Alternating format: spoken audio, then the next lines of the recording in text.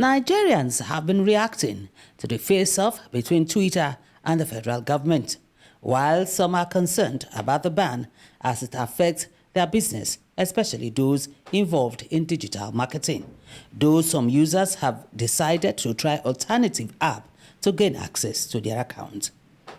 Do you still use your Twitter account?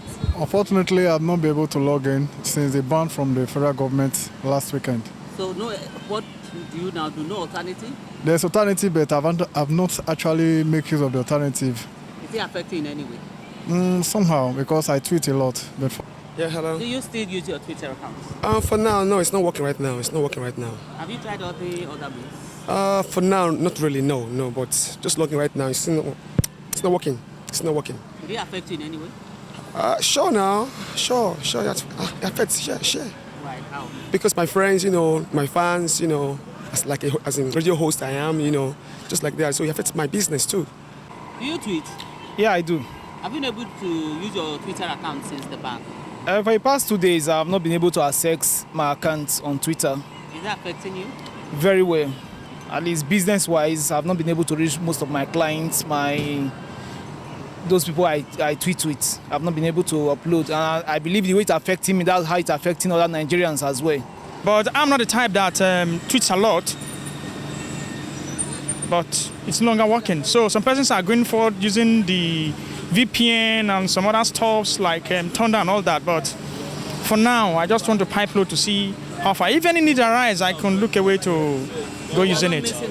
You're still using it? No. It stopped working for the past 2 days or so. Have you tried alternative means? Not really. I haven't yet. So. Are you missing out on anything?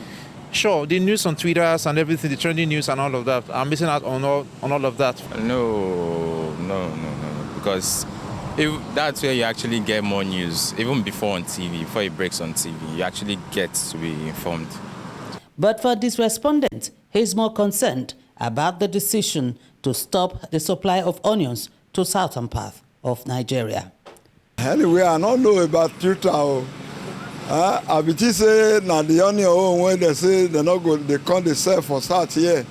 Now that one I want to ask me. So they say they don't want to sell the onion? Yes, they say they not go come sell onion. I say make we leave them for them, make only them they eat them.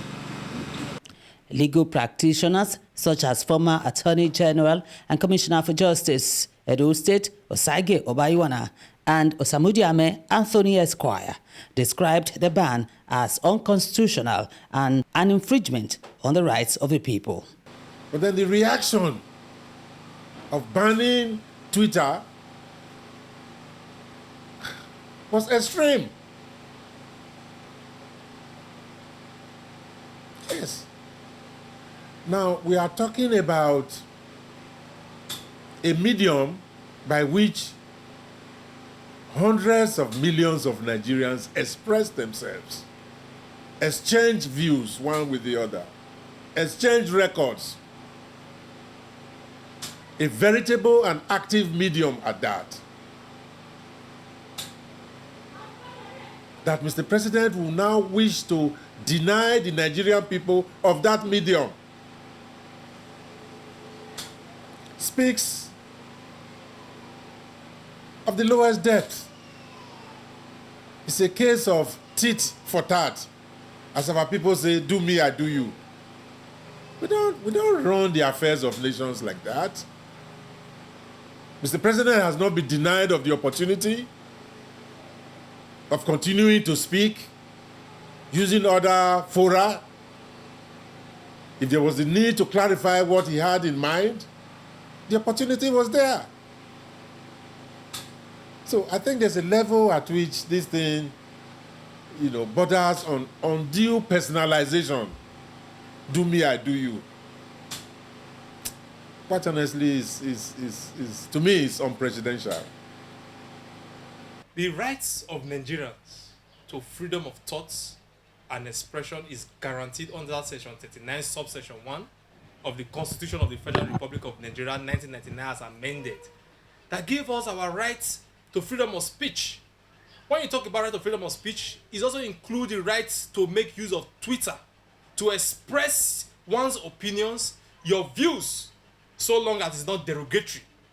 The government ban on Twitter, to me, is an infringement on the people's right to freedom of expression. I know where the government is going. This is an attempt to clamp down on the right of the people so that they can continue to oppress the Nigerian people. The federal government today met with some diplomats, 7 in the country, to explain issues relating to the ban on Twitter. Foreign Affairs Minister Geoffrey Oyema said the Twitter ban is necessitated by the need to safeguard the unity of the country. The minister also disclosed that the federal government will lift the ban on Twitter only if the platform can be used responsibly. Diplomats who attended the meeting are those of United Kingdom and the United States of America. Meanwhile, the Nigerian Broadcasting Commission has directed all broadcast stations to stop the patronage of Twitter and disinstall Twitter handles in their stations, in line with the ban on the use of Twitter by the federal government.